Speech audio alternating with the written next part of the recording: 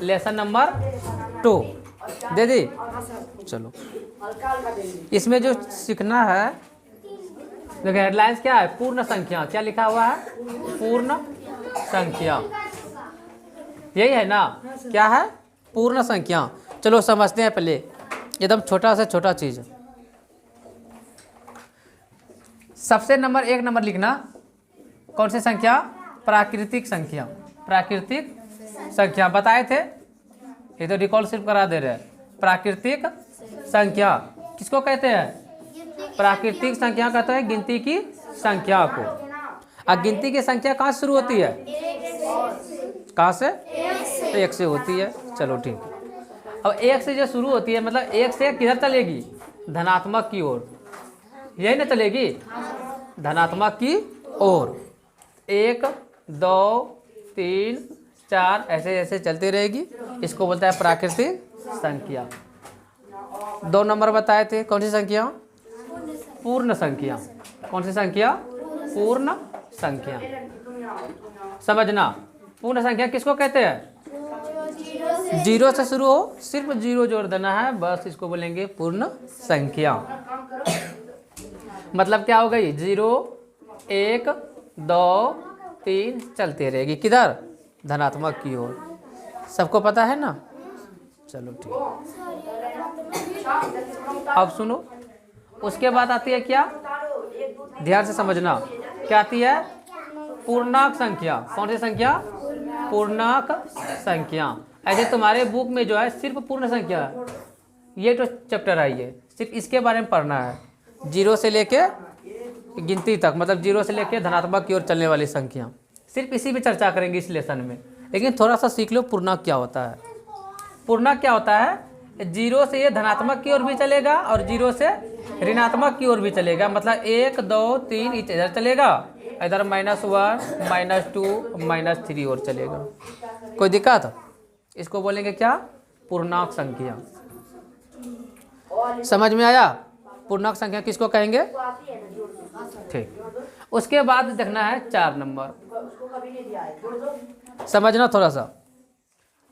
4 number होती है, समझना एक चीज, भाज्य संख्या। कौन सी संख्या, भाज्य संख्या, मतलब भाज्य संख्या लिख देते हैं, भाज्य संख्या। कोई बताओगे भाज्य संख्या क्या होता है, तुम भी बताओ। हाँ,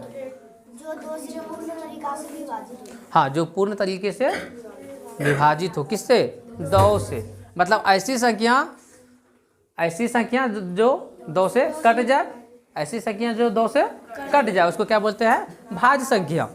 और 2 का नियम क्या बताए कटने का, कि इकाई पे क्या रहना चाहिए, इकाई पे क्या रहना चाहिए, 0 रहना चाहिए ना, 0 से स्टार्ट होती है ना, 0 2 4 6 8, ये सब में से कोई भी अगर वंश पे रह जाए, मतलब इकाई पे रह जाए, तो वह पूरी संख्या क्या हो जाएगी, भाज्य संख्या कहलाएगी। वह संख्या क्या कहलाएगी, भाज्य संख्या कहलाएगी।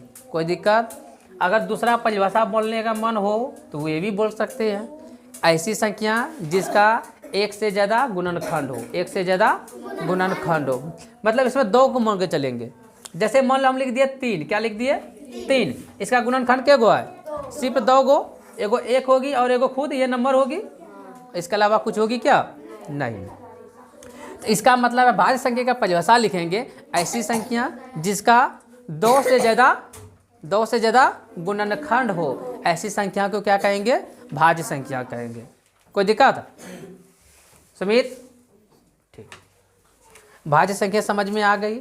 उसके बाद लिखेंगे क्या, अभाज्य संख्या।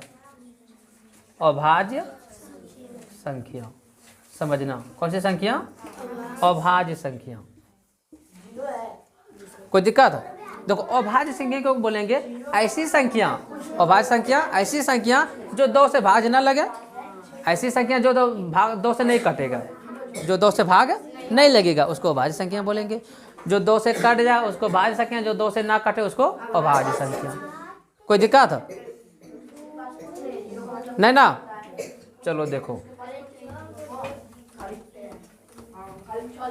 और भी इसमें कुछ चीज़ रखना है। क्या ये जो परिभाषा बोल रहे हैं ये सही है क्या, अब बताओ तो 9 कैसी संख्या है, भाज्य कि अभाज्य है? अभाज्य। कैसे? अभी हम क्या बोले परिभाषा, ये तो रूल्स तो थी ही। अब प्लस में हम एक चीज बोले थे, क्या बोले कि ऐसी संख्या जिसका 2 से ज्यादा गुणनखंड हो। इसको देखो 2 से ज्यादा गुणनखंड है, एक है, 3 है और खुद ये 9 है। क्या को गुणनखंड हो गया? 3 गो। क्या को हो गया? 3 गो।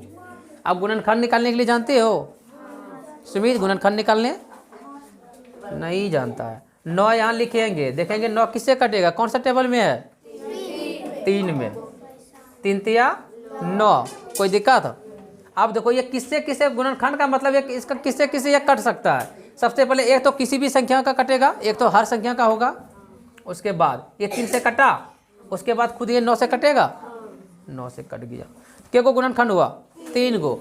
तो भाज्य संख्या का परिभाषा याद रखेंगे कि ऐसी संख्या जिसका 2 से ज्यादा गुणनखंड हो उसको भाज्य संख्या कहते हैं। और भाज्य संख्या किसको कहेंगे? ऐसी संख्या जिसका 2 ही गुणनखंड हो। कितना हो उसका गुणनखंड? सिर्फ 2 हो, 2 से ज्यादा हो ही नहीं सकता है। और 2 से ज्यादा जैसे हुआ उसको बोलेंगे भाज्य संख्या। जैसे 9 अभी क्या निकले? भाज्य निकल गई। हम मान लेते हैं हम ले लिए 7। क्या ले लिए? 7। देखो तो इसका गुणनखंड क्या क्या होगा? एगो सिर्फ 1 होगा और खुद ही ये 7 होगा, इसके अलावा कुछ होगा नहीं होगा। इसको बोलेंगे अभाज्य संख्या। कोई दिक्कत? अगर तुम लोग को हम होमवर्क देते हैं कि 1 से लेके 100 के बीच में सभी भाज्य और अभाज्य संख्याओं को लिखें, लिख पाओगी? ये बताओ कौन कौन लिख लेगा? हाथ उठाओ। तुम लोग नहीं? ये लोग को समझे में नहीं आया। 1 से 100 के बीच में कितनी भाज्य संख्या है और अभाज्य संख्या है उसको लिखें। लिख लोगे? चलो ठीक। अभी बताते हैं कि कैसे पहचानते हैं। पहले एक बार देख लो। भाज्य हो गई, अभाज्य हो गई, कोई दिक्कत? चलो उसके बाद एक और संख्या देखना है, 6 नंबर। एक होती है सम संख्या। कौन सी संख्या? सम संख्या।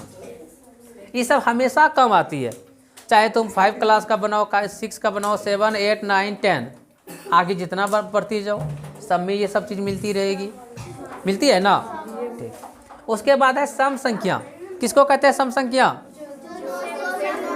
ऐसी संख्या जो 2 से विभाजित हो, सम संख्या कहते हैं। मतलब 0 से लेके 8 तक जो हो उसको क्या बोलेंगे? सम संख्या। कोई दिक्कत?